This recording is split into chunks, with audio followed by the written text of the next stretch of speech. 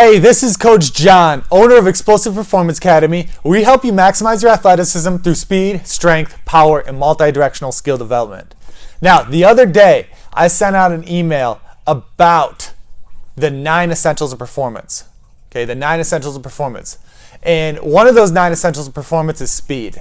Okay, we talked about speed. We talked about the 3 phases of speed: the acceleration phase, the transitional phase, and the max velocity phase. Now I wanted to send you a quick video today about the acceleration phase. The acceleration phase is actually your most important phase when it comes to sport and when it comes to running a 40-yard dash, okay, or a 60-meter dash or a 100-meter dash. Your acceleration phase, the way that you get out of the blocks, the way that you start, is going to determine how fast you run that 40-yard dash.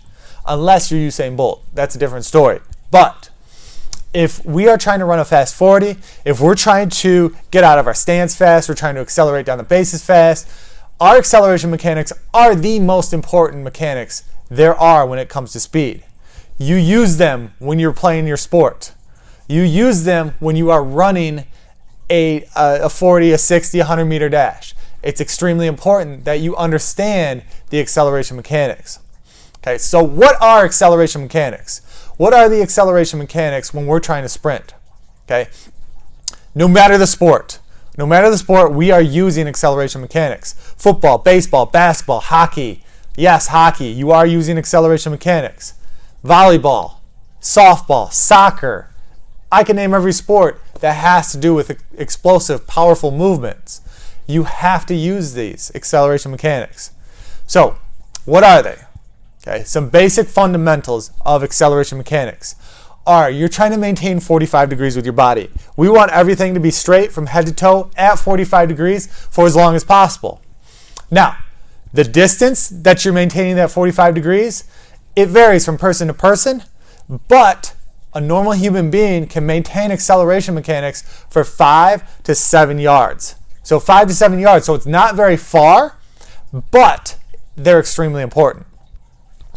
If I'm running a 40-yard dash, if I'm running a 60-yard dash, I want to try to cover those first 10 yards. So that 5 to 7, that acceleration phase, we want to try to cover 10 yards.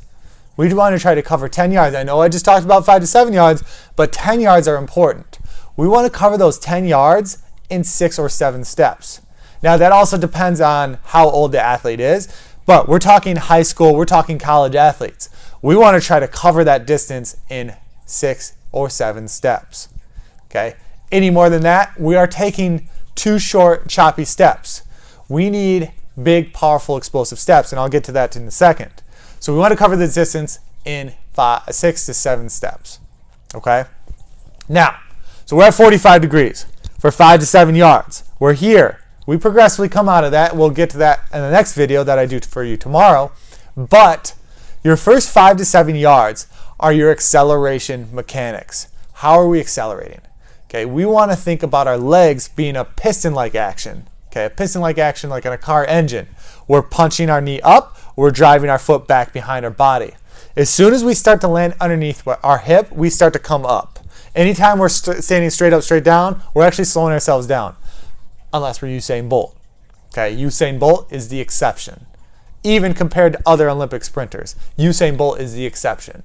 So you could potentially be the exception, but more than likely you are not going to be that exception to the rule. Okay? So punching and driving our legs, driving behind the body, applying force behind the body, picking our knees up in front of us and driving back through the ground. Okay? More range of motion with the knee punch in front is going to equal more force into the ground. When we're able to apply more force to the ground, we're able to cover more distance per stride. And that's what we want to do. We want to cover more distance per stride. So we want to drive back through the ground, and that drive through the ground is going to accelerate our body out and up at that 45-degree angle. Big, powerful steps. As soon as we start taking short, choppy steps, we're like the road runner. Okay, we are not covering much distance. Okay, we are not covering distance at all.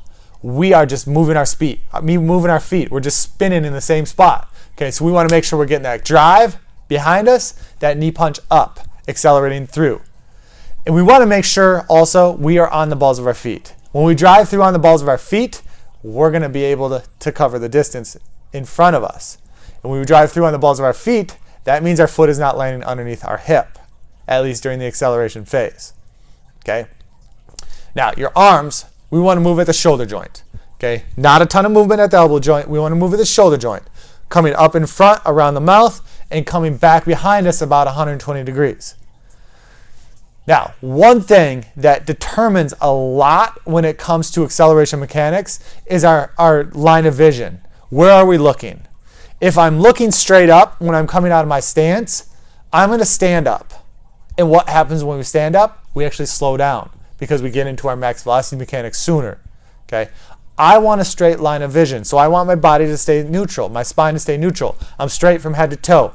So if my spine is neutral, everything is straight from head to toe.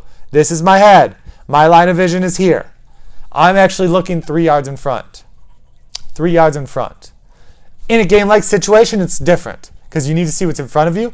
But that point when you're accelerating, you're going to drop down. You're going to be at 45 degrees. You're going to try to accelerate out. And you need to see what's in front of you. So those acceleration mechanics are not going to last as long. But your first 1 to 2 steps are going to be extremely important. Okay? That line of vision. Looking 3 yards in front, not looking up, not tucking the chin down below us. We want to look 3 yards in front. Okay, that punch and drive is going to be extremely important. And like I said, we're trying to maintain it 5 to 7 yards. That's normal human. Okay, 5 to 7 yards, we're punching our knee up, we're driving back behind us. Line of vision is 3 yards in front. Look up, we stand up. Look down, our hips come back, we lose a lot of power. And we want to make sure that we keep the hips underneath. So we want to stay drawn in. We want the core to be tight, belly button to the spine, and then we want to squeeze the glutes to keep the hips up underneath. Anytime we lose that draw-in, we are going to lose range of motion in our legs. We lose range of motion in our legs, we lose force applied to the ground. We do not want that. Knees coming up, driving back behind us. Okay, punching and driving, maintaining 45 degrees with the body, 3 yards in front with the eyes, punching and driving with the legs, full arm swings. Okay, those are the simple basics when it comes to acceleration mechanics. Hopefully this helps you out. I know it's going to help out a lot of people. If you find this information valuable, please share it with some friends. Share this video and make sure you subscribe to our YouTube channel, Explosive XP Training. It's XP Training. Go on there, subscribe, learn some more. Okay, we'll be back tomorrow. I'm gonna talk about the transitional phase. The transitional phase when it comes to your speed. Okay, so tune back in tomorrow. I will talk to you then. Have a great day. Take care.